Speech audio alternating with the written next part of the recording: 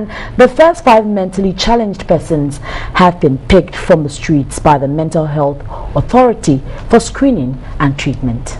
The authority intends to rid the streets of mentally challenged persons within the next 5 years. Here's a report by Ernestina Mulika.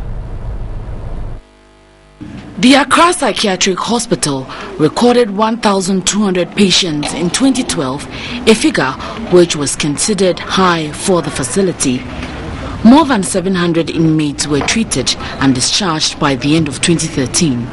The number of patients as at May 21, 2014 is 480. There is increasingly a high number of mentally challenged persons roaming in the capital, and this has compelled authorities to act.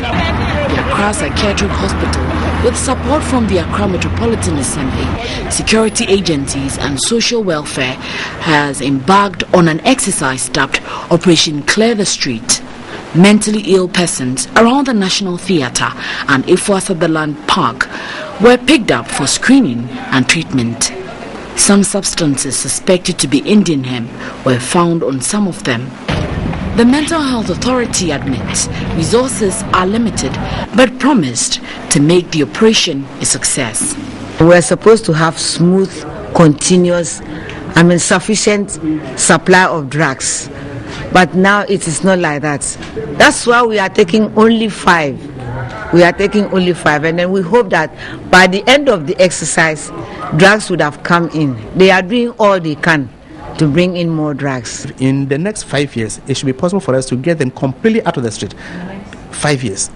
So it won't be an overnight affair. If you go to Europe, you don't see mentally ill patients on the streets. America, you don't see mentally ill patients on the streets. That is not to say they don't have mentally ill patients. They have.